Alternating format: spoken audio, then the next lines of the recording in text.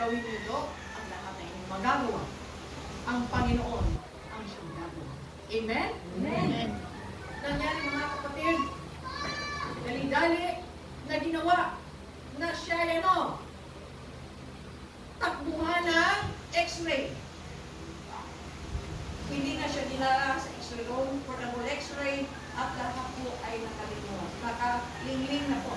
At ang malaking medical book ay kanilang dinutuklap, tinitingnan, wala na po sila makita. At ang sabi sa akin, doon muna kami sa labas habang ginagawa nila ang mga gagawa. Sabi ko, Dok, samahan niyo po sa panalangin sa pananampalataya. Walang imposible sa Panginoon tulad ng babae inaagasan. At ang sabi ng Panginoon na siya ay dapat nating pagkatiwalaan. Siya ang dakilang mga pangyariang manggagamot na ating malalapitan. Tawag ka sa akin at sasagutin kita. Ipapahayag ko mga dakilang bagay na hindi ko nalalaman. Mga kapatid, pinahawakan ko ito. Ngunit ang sagot ng doktor, it's too late. Pananampalataya versus medical, the answer is too late. Hindi ako nag-alilangan sa aking pananampalataya. Pinangawakan ko Panginoon sa kanyang pangako. In Jeremiah 33 verse 6, ano ang sinabi doon? Pagagalingin ko sila. Silang mga may karamdaman. Hindi naman sinabi na yung slight lang na karamdaman ang pagagalingin. Silang may karamdaman. Pinangawakan ko itong mga kapatid.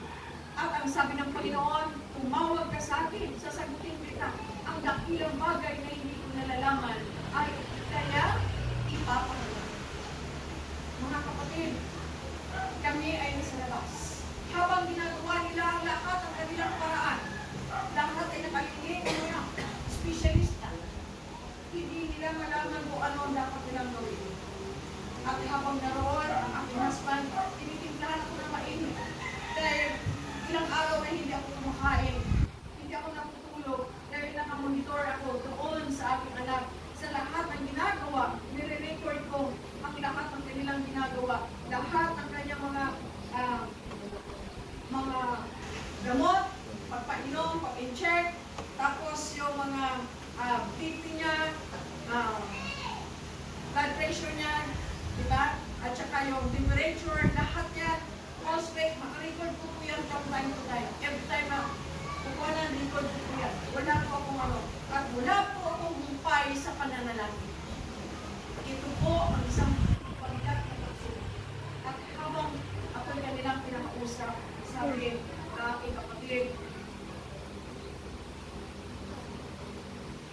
ang sabi niya, sa mga kapatid, na kumakbot, tunggon, sabi natin, para tayong nasa napakalayong lugar, malayo sa kabihasnan at walang sasakyan, inabot na tayo ng dilim, wala tayong masakyan.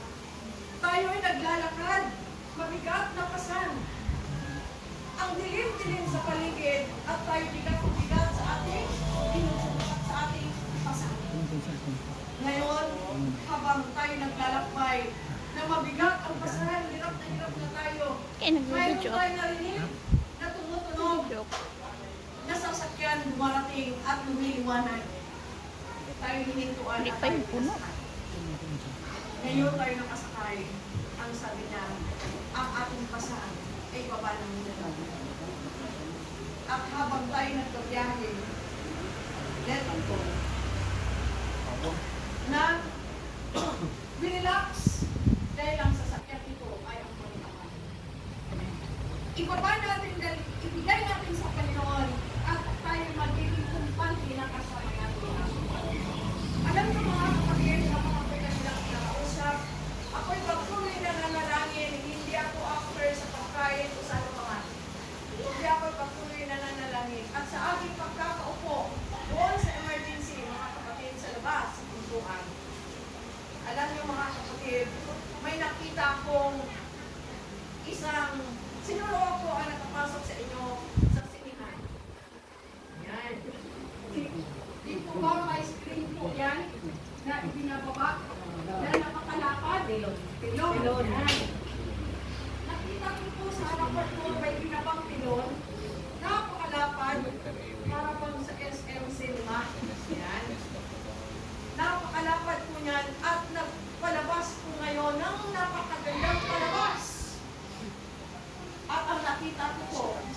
ay kami ang mga bida. Doon sa palabas ko na yun, nakita ko po ang isang higaan. Naroon ang aking anak na nakahiga. At ako po ay naroon para punasan siya. Pinupunasan at pinalitan ng napakaganda niyang damit. Pagkatapos kong napalitan ang kanyang pinakamagandang damit, doon sa kanyang higaan, doon sa kanyang pagkakahiga, sa kanyang lakad na yon, ay binudbura ng napakaraming magagandang bulaklak at mababango, iba't ibang klaseng mga bulaklak mula sa bagyo. Napakaganda po tingnan na puno ng bulaklak ang kanyang paligid, ang kanyang higaan, na siya mismo ay nilalagyan tuloy ng bulaklak. Pagkatapos po, tinakpan, siya po ay nasa loob ng isang tanawin na kung saan ako'y gising. Hating gabi po yun nangyari. Gising na gising po ako, kinakausap ako nila. Ako'y nakatingin doon sa aking nakikita. At pagkatapos po na ito ay aking tinitingnan, kinuha ko ngayon itong napakabigat na kahon at kami naglakbay. Na sa aming paglalakbay, nakita ko po harap, tagiliran, kaliwat kanan, likuran, hindi na po pamulugan ng karayong sa napakaraming tao na nakasama namin naglalakbay. Kanala po yung kahon na naroon. Ipinakita po yan na kung saan hindi mamulugan ng karayong at puro mga tao sa paligid na naroon, nakasama po namin naglalakbay. At habang nakikita ko yan, ako po yung nagsigaw, Panginoon! Ang tanawin ito ay kanya ng kaaway. Huwag mo po ipahintulot ang tanawin ito ay hindi magaganap sa buhay ng ako. Pagkagalingin mo siya, Panginoon, ako'y nananampalataya tulad ng babae nila Agas na makawakan ng mga kaisiksilan ng iyong gamit, siya'y gamit. Panginoon, alisin mo ang tanawin ito ang madala ng kakal. Sa ngalan ng Ama, ng Anak, ng Espiritu, ang banal na Espiritu, ang tanawin ito, Panginoon, ay hindi mananagumpay. Mawawala ito dahil ito'y kanya ng kaaway at ikaw, Panginoon, mananagumpay sa ating Panginoon. Gagaling. Amen. Pagsabi ko ng Amen, ang aking anak, ang tanawin na yun ay wala. Pagkawala, mga kapatid, ang tanawin na yun, bumukas ang pinto. May isang doktor, sabi, Laura, Ma'am, ang kalagayan ay ito. Ang samantala, bakit namula po tayo sa ICU siya, ginagawa mo. Sumunod na po kayo, nag-take po tayo ng pagkakas mga presidential. Hindi ko kailangan ng presidential. Ang kailangan ko, ma-hands-on ang ako sa tulong ng Panginoon siya ang kami. Ianggit ako natin. At ang iyong anak, mga sabi sa akin, Ma'am, ay may 1% chance. Kung kayo po, matutuwa kayo ng 1% chance, matutuwa po kayo na sabihin sa inyo ng doktor, your daughter is only having a 1% chance na mabuhay. Amen. Okay na po kayo? Amen. 1%? Amen. Parang negative, ano? Alam niyo mga kapatid, nang marinig ko ang 1%, wise was being told na money, wala na tayong magawin. 0%, it was being told twice na wala nang pag-asa. Wala nang magagawa. Now, the doctor, specialist doctor term, at ang sabi, ma'am, the only chance is 1%. Alam niyo mga kapatid, pagkarinig ko ng 1%, tulad ng babae na nagasan, yung pa rin ang aking sagot. Hikmo lang ang laylayan ng gamit ng Panginoon. Siya ay gagaling at gagaling. That is my faith. Kaya na marinig ko 1% chance. Alam niyo mga kapatid, kung ginawa ko, tumaroon ako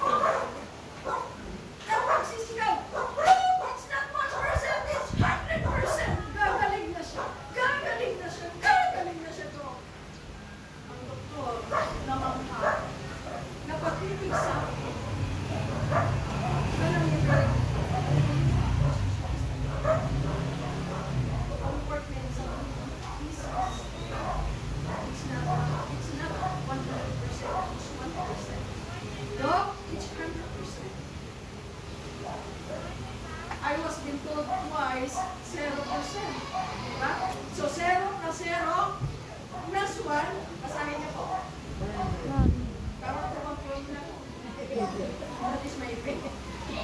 100. Pag ang pananampalataya po natin sa Panginoon ay sakdal, even the mountains, ay ano po, liliha. Mga kapatid, pagdating po doon sa isla, habang kami ay umakyat, nakasakay sa elevator, ako'y nagtatalog, it's 100%, kagaling na siya. Nagaling na. Si Brother Eugene, ako yung talalog. Ano, nakahawak sa akin. Nabasa ko ang paano ba? Ang ibig sabihin, makamatay na ako. Dito ba? It was been told, wala nang pag-asa. Kaya iba na nagsasayang, nasasabihin mo na, gagaling na siya, magaling na siya. Hindi ako natinag. Hawak sa pananampalataya. Nang hawak ako patuloy ng Panginoong Diyos ay kasama at hindi na pababayaan ng kanyang ako ay mananatili hanggang sa kawasan.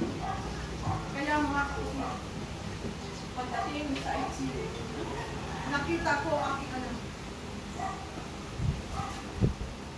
Halos hindi na naligat ang kanyang mata. Ang kanyang paghingalo ay gano'n na lang. Hindi ako makatagal. Ang aking kapatid na naroon, umatapay sa kanya, may ulak ng hawak. Sinasawsaw, yung ulang, pinadampian, ang laki ng aking anak. Dahil halos mapunit na ang laki. Pinadampian. Sobrang bunso. Bawal pa ito. Patingin. At ako'y nanalangin, ang sabi ko, Panginoon, sa bawat pag-iglip ng aking anak, ay panibagong kalakasan na bawat isa. Ang bawat dugo na kailangan niya, hindi na kailangan kung saan pa magaling dahil ang buhay na Kristo na naagay doon sa krus ng Kalbaryo, ang tanging dugo na i-transfuse mo sa kanya, Panginoon, at siya'y gagaling at gagaling. Sa oras na ko, iyak ko na kapatid, ayaw ko ipakita sa akin. Pero kapatid, tatakbo na ako sa labas at doon ako, hindi ko may ikilan, umakagulong ako pagdating sa labas. At lahat ng mga tao na masalubong ko, isama niyo sa panalangin, isama niyo sa panalangin ng aking anak. Ang senten. Na ako'y pinagpahingan ng doktor.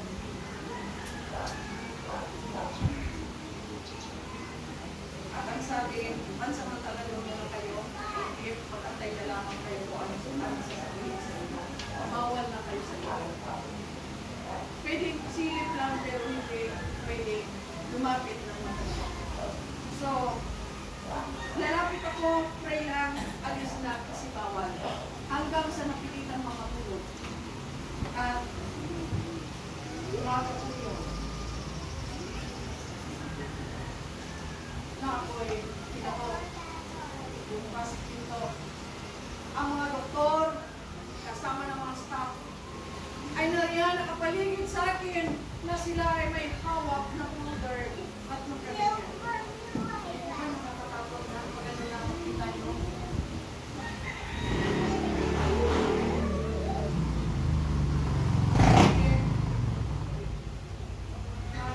May pagtatapat na kami sa inyo. Pag sinabing may pagtatapat, positive or negative? Negative. Alam nyo, nang sila ay nakapaligid at ang sinabi, eto, kanya. May pagtatapat na sa inyo. Ang kalagayan ng inyong anak ay dengue siya. Ipaliwanag namin what is dengue siya. Dengue, stage 1 and 2 curable. Dengue 3 and 4, fatal.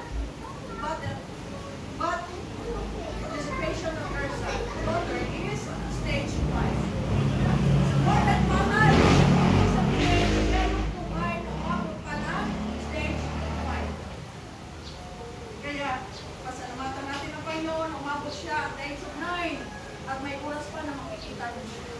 Tara, puntaan natin siya sa kanya. nang marinig. Yun, ang sabi ng doktor, this is tanggapin mo. Tanggapin mo na wala na tanggapin.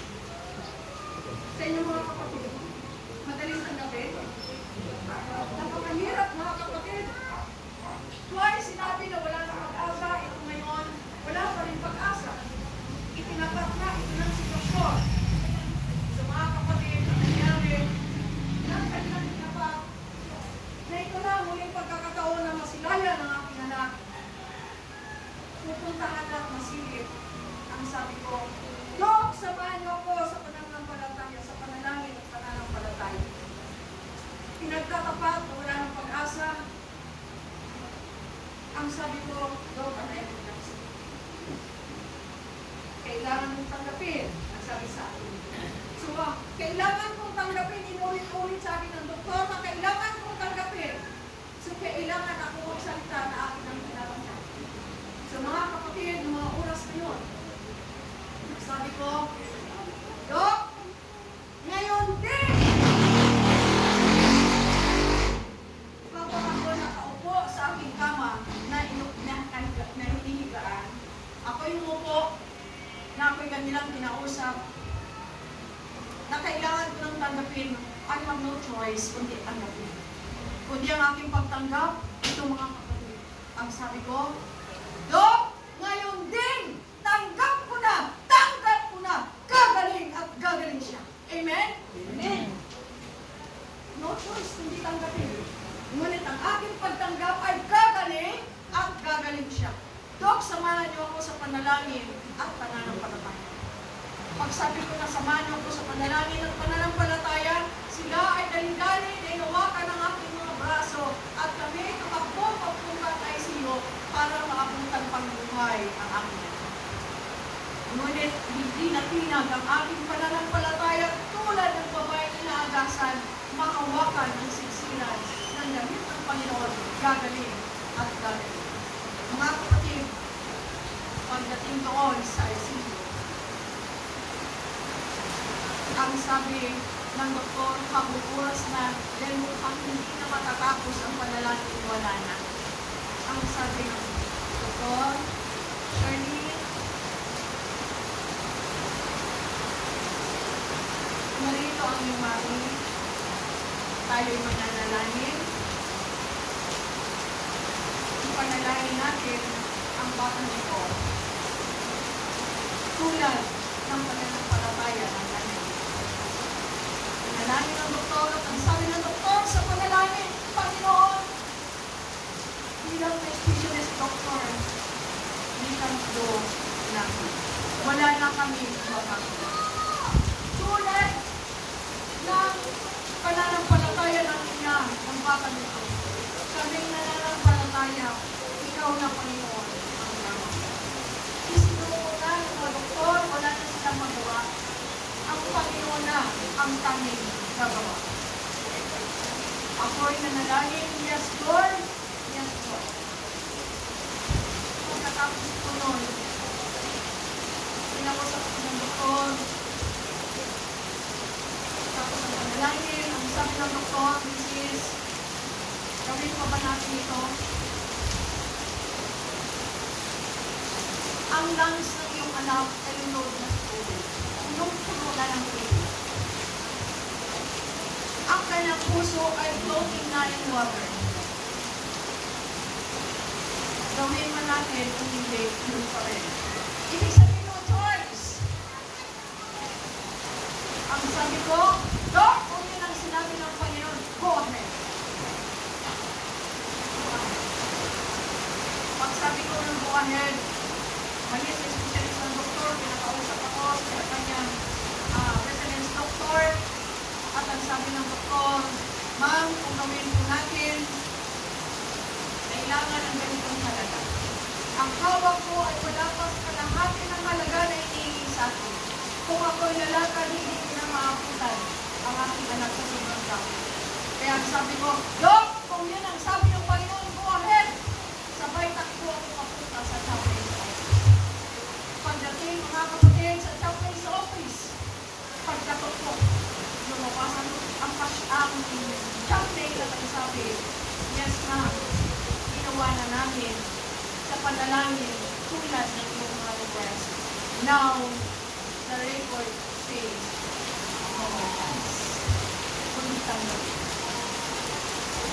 Chaplain ang nagpaliwanag na wala na silang magagawa, wala na magagawa mo, wala na magagawa si Chaplain. Ang sagot ko, Chaplain, ako'y narito upang damayan niyo ako sa panalangin, hindi para marinig na kayong wala na rin pag-asa. Ang sabi ng pastor, Chaplain, wala na tayong magagawa. We have done our part. We have done our part. May panalangin na natin, but the record still says, wala na magagawa. Doon pa lang sa pintuan ng chaplain's office, ako nanunok na wala na lakas sa ating tuhod at ay buwagsak at sisigaw, Panginoon! Panginoon! Ipagkita mo sa pastor na ito! Ikaw na lamang ang kanyang oras. Ang iyong pangako, ang aking pinaghawakan, tulad ng babae na nagkasal. Hindi natin isipin. Amen? Amen. Pagkatapos nun, mga kapatid, kami bumuha sa loob ng office, ng chaplain's office, mahor, at natin. At habang nananalangin ng pastor, ang chaplain, yes Lord, ako. Nang sabihin ng pastor, natanggapin ko ang kalooban. Hindi ko natanggap. Ay, alam mo, gagaling na ako. At alam niyo mga kapatid, pagkatapos noon, ang prayer, sabi ng pastor, let's go sa office. Sa ICU. Habulin natin, may panalangin, bago pa ng lahat. Ano ibig sabihin? Andun ka rin ang pag-aliganan, walang pag-asa. Nanalangin, ngunit walang pagtitiwala. Sabi sa akin, huwag kang iiyak, huwag ipakita. Sabi ko, ano pastor, yun ang ginagawa ko, hindi ako iiyak sa harap ng aming anak, pinapalakas. Gusto kong hawakan niyang pananampalataya na yan si Jesus. Kaya bago siya takbo sa loob na ICU, ang sabi ng aking anak, Mama,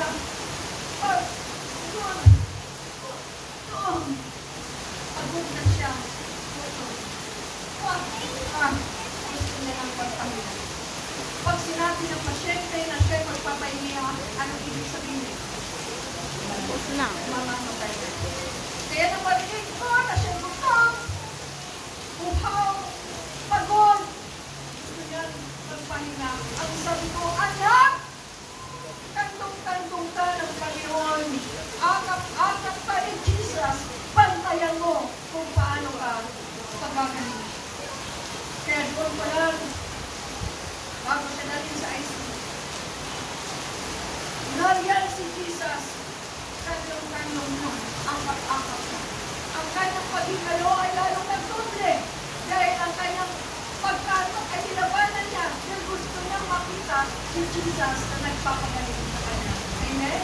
Amen. Kaya pagdating ng pastor doon sa ICU, kasama ko, sabi, Charlie, let's pray. Sabay, buhod, nanalangin at nanoy ang akin. Right after the announcement, ang pastor ay tumalikod, aalis. Hindi siya tuluyang nakaalis dahil ako ay nanatili nakaluhod. Dahil may lamon akong tinig na narinig at ang sabi, Sharon, what you want to say it now. Bakit? Mayroong mga kulang sa panalangin ng pastor na inaantay kong mapunuan ang salita. Hindi ako mapagsalita dahil pastor ang nananalangin at hindi ako bigyan ng pagkakataon. But there is a voice in my side na sinasabi, say it now, Sharon. Sabihin mo na ano nais mo sabihin. Kaya dumutong ako sa panalangin at ang sabi ko, salamat, Panginoon. Maraming salamat. At amin ang tinanggap at amin ang natanggap. Maraming salamat. Gagaling at gagaling siya. Amen? Amen. Pagkatapos po nun, ang aking anak na naghihingalo. Nasa harapan ko ang residence doctor, magkaharap po kami, pagtayo po namin sabay, pagkatapos sa aming pagkanood. Diyan pa sigaw ang doktor at nagsabi niya, Mrs. kay haba na ng gamutan, nagsisimula pa lamang tayo. Mula sa pagkalood, siya mismo na doktor ay nag-confirm na kay haba na ng gamutan na nagsisimula pa lamang tayo. Tingnan niyo mga kapatid by faith na doon sa pagkakalood ay marami nang nangyari. Marami nang nagawa ang Panginoon habang tayo nananampalataya at nananalangin sa Panginoon. At alam niyo mga kapatid, ang aking anak, ang naghihingalo, na pinapagay hindi na matapos ang panalangin. Isang episode na nakita ko ng mga kapatid na saksihan natin lahat. Ang sabi ng aking anak, umawon sa kanyang pagkakahinga, umawon ko. Ang sabi niya, iusan niyo ako. Sabi ko, iusan niyo ako. Sabi niya, sabay ko po niya. At from the darkest color to a pinkish color. Amen, mga kapatid. Imagine, kulay bangkay ng aking anak na hindi mo na mawari ang kanyang mukha. Ngayon ay upo, mula doon sa mukhang bangkay ay nagiging mamula-mula ang kanyang butis. Katuwa mga kapatid. Habol ko siyang bangunin, upo. Ngunit siya ay nakaupo na. At ang sabi niya,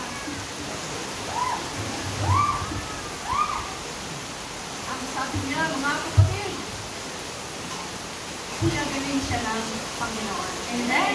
Amen. At sa kanyang pagtupo, ako'y tuwan-tuwa mga kapatid at ako'y nagtatalon, nagsisigaw. Thank you, Jesus. Thank you, Jesus. Your presence is here. Your presence is here. Tapos kung nakatalon, parang po, mga kapatid, ikot sa loob ng ICU, huminto ako mismo sa tapat ng pintuan ng ICU door na sliding door. Sa aking pagkakatayo doon, mga kapatid, closed door, yun. At ano po, closed door?